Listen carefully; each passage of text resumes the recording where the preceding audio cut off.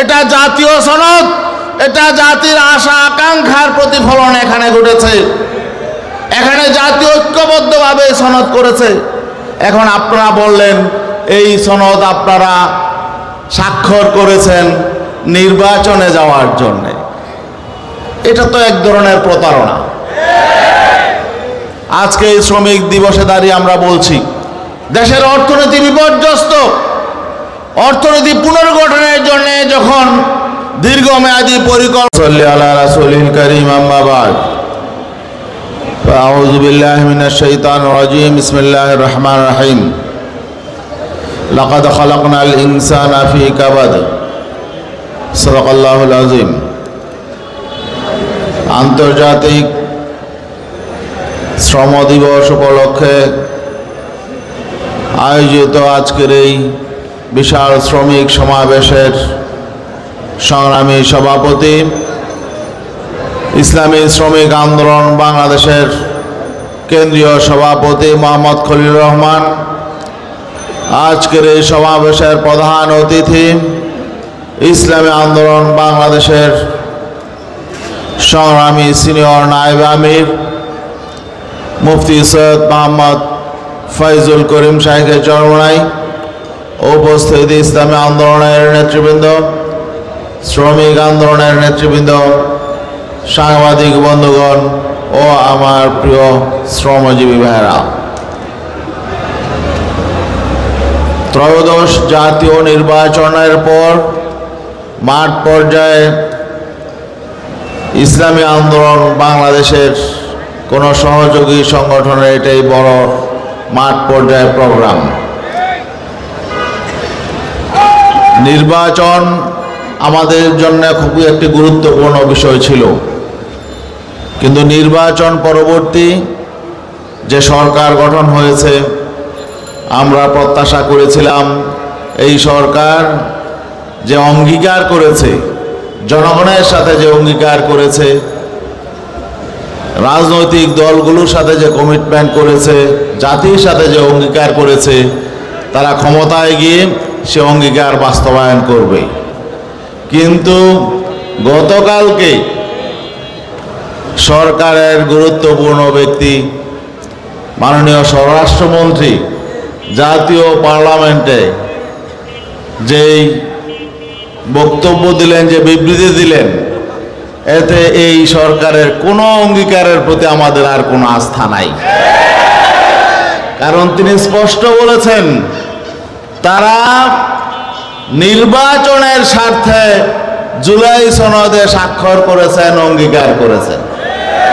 তাহলে তারা যে অঙ্গীকার করেছেন সেটা তারা এখন মনের থেকে করেন নাই, আন্তরিকভাবে করেন নাই, ইচ্ছাকৃতভাবে করেন নাই, এটিও বলে দিলেন। তাহলে তারা জনগণের সাথে যে অঙ্গীকারগুলো করলেন, কোন অঙ্গীকার কোন স্বার্থে করেছেন সেটা তো আমরা জানি না। কাদের স্বার্থে কোন অঙ্গীকার করেছেন,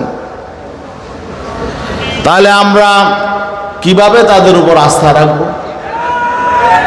তারা নির্বাচনে, আমরা তাহলে বুঝতে পারি নির্বাচনে যাওয়ার জন্য বিভিন্ন রকম ধোঁকাবাজি করেছেন। তারা নির্বাচনে বিজয় অর্জন করার জন্য আর কোন কোন অঙ্গীকার করেছেন এটাও তো আমাদের সন্দেহ হয়। তারা নির্বাচনী বৈতরণী পার হওয়ার জন্য কোন রাষ্ট্রের সাথে গোপনে কি অঙ্গীকার করেছেন এটাও তো আমাদের এখন সন্দেহের বিষয়। এটা জাতিকে হতাশ করেছে। একটি দায়িত্বশীল রাজনৈতিক দল জাতীয় পার্লামেন্টে দাঁড়িয়ে জাতীয় কথা বলতে পারে না, কারণ জুলাই সনদ এটা জাতীয় সনদ, এটা জাতির আশা আকাঙ্ক্ষার প্রতিফলন এখানে ঘটেছে। এখানে জাতীয় ঐক্যবদ্ধভাবে সনদ করেছে। এখন আপনারা বললেন এই সনদ আপনারা স্বাক্ষর করেছেন নির্বাচনে যাওয়ার জন্য। এটা তো এক ধরনের প্রতারণা। আজকে এই শ্রমিক দিবসে দাঁড়িয়ে আমরা বলছি দেশের অর্থনীতি বিপর্যস্ত, অর্থনীতি পুনর্গঠনের জন্য যখন দীর্ঘমেয়াদী পরিকল্পনা নেওয়া দরকার, তখন সরকার তারা কি করে? সস্তা জনপ্রিয়তা অর্জনের জন্য ফ্যামিলি কার্ড বিতরণ করে, তারপরে আবার কৃষক কার্ড বিতরণ করে, এই সমস্ত কিছু করে।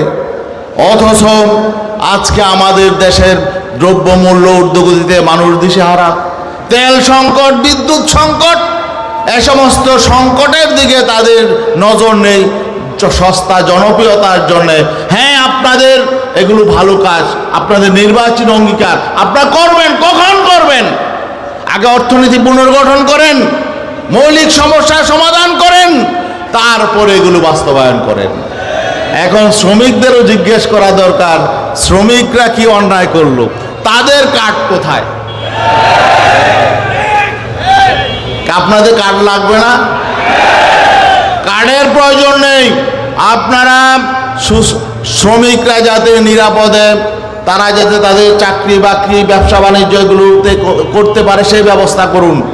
দ্রব্যমূল্য নিয়ন্ত্রণে আনুন এবং দেশে অন্যান্য সকল পেশাজীবী এবং অন্যান্য সকল সেক্টরের জন্য স্পেশালাইজড বিভিন্ন ব্যবস্থা আছে।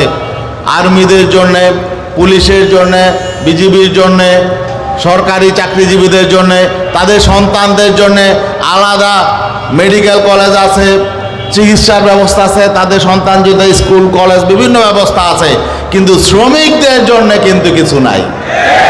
কারণ শ্রমিকরা যেহেতু সমাজের অবহেলিত শ্রেণী, তাদের কথা কেউ ভাবে না, তাদের প্রতিনিধিও পার্লামেন্টে নাই। এই জন্য শ্রমজীবী মানুষকে ঐক্যবদ্ধ হতে হবে, অধিকার আদায়ের জন্য লড়াই করতে হবে, সংগ্রাম করতে হবে। এবং আমাদের দেশ নিয়ে কেউ যাতে সিনেমিনি খেলতে না পারে, আমাদের সঙ্গে যাতে কেউ প্রতারণা করতে না পারে, আমাদেরকে আবার ঐক্যবদ্ধ হতে হবে। এই শাইখে চরমনায়ের নেতৃত্বে কিন্তু আমরা এই অভ্যুত্থানে আমরা রাজপথে ছিলাম। এই জুলাই অভ্যুত্থানে ইসলামী আন্দোলন নেতৃত্ব দিয়েছে, কিন্তু আজকে সেই অভ্যুত্থানের ফসল ভাগাভাগি করে তারা খাচ্ছে। ভাগাভাগির রাজনীতি যাতে সামনে চলতে না পারে, প্রতারণার রাজনীতি চলতে না পারে, আমাদেরকে দীর্ঘমেয়াদী পরিকল্পনা নিয়ে ঐক্যবদ্ধ হতে হবে এবং আমাদেরকে লড়াই সংগ্রাম চালিয়ে যেতে হবে জনতার মুক্তির জন্যে। এবং সবচেয়ে বড় কথা হলো, ইসলাম ছাড়া মানবতার মুক্তির কোনো পথ নাই।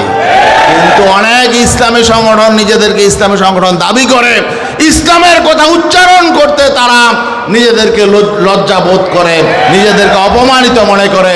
কিন্তু ইসলাম আমাদের সম্মান দিয়েছে, ইসলাম আমাদের শ্রেষ্ঠত্বের মানদণ্ড হলো ইসলাম।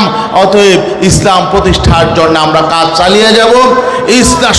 ইসলাম সকল শ্রেণী পেশার মানুষের অধিকার দিয়েছে, শ্রমজীবী, পেশাজীবী সকল প্রকার গণমানুষের অধিকার দিয়েছে।